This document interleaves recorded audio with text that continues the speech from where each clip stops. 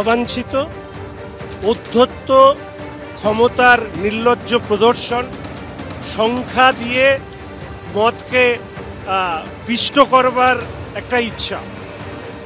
ঘটনা আজকে নয়, এ নিয়ে দ্বিতীয়বার ঘটলো এই সেশনের মধ্যে। এর আগের দিনও আমি এক সাংবাদিক বন্ধুর পায়ের উপর দিয়ে গাড়ি চালিয়ে দেওয়া হয়েছিল। আমি দেখেছিলাম ক্ষমতার কি নির্লজ্জ প্রদর্শন।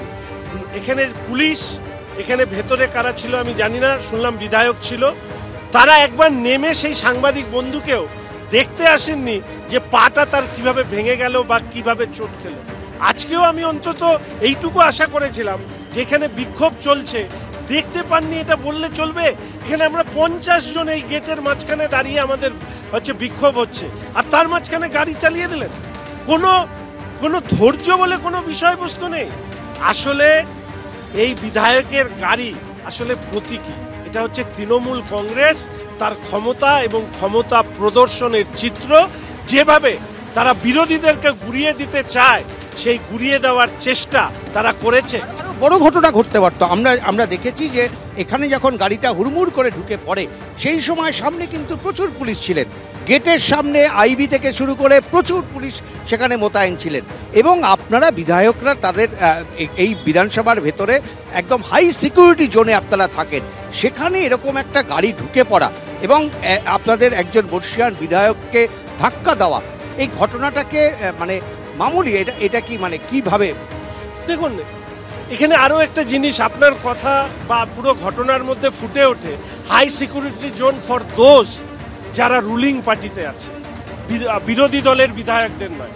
তাদেরকে পিষে মারা যায়, তাদেরকে গালিগালাজ করা যায়, তাদেরকে ধাক্কা মারা যায়, কিন্তু সেই ক্ষেত্রে পুলিশ কোনো ভূমিকা পালন করবে না, সেটা কিন্তু পুলিশ এখানে ঠাড়ে ঠাড়ে বুঝিয়ে দিয়েছে।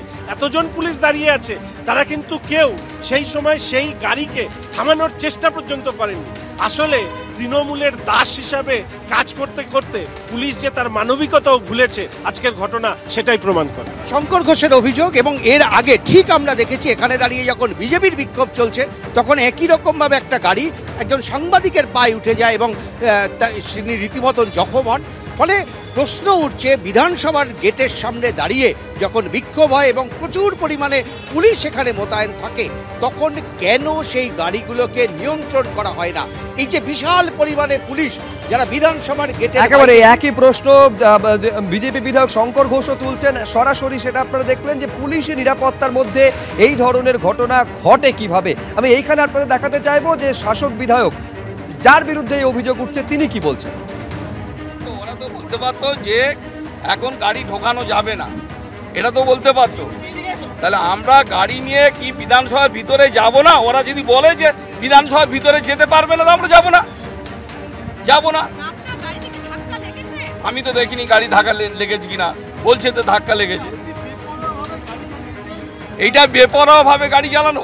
আমি গাড়ি ওখানে এতক্ষণ ধরে ওয়েট করছি, বেপরোয়া ভাবে গাড়ি চালানো। ওনারা কি দেখতে পাচ্ছে না বেপরোয়া ভাবে গাড়ি চালিয়েছি কি? এটা আমাদের যদি ওরা বলে যে এমএলএদের ঢুকতে দেবো না, ঠিক আছে ঢুকতে দেবো না, আমরা বাইরে ওয়েট করছি, আমরা বাইরে ওয়েট করবো, অসুবিধা কিছু নেই, আর আমাদের অসুবিধা নেই। কিন্তু না, কোনো দুর্ঘটনার কোনো জায়গা নেই, কোনো দুর্ঘটনার ঘটার কোনো সম্ভাবনা ছিল না এখানে, আমি তো দেখিনি।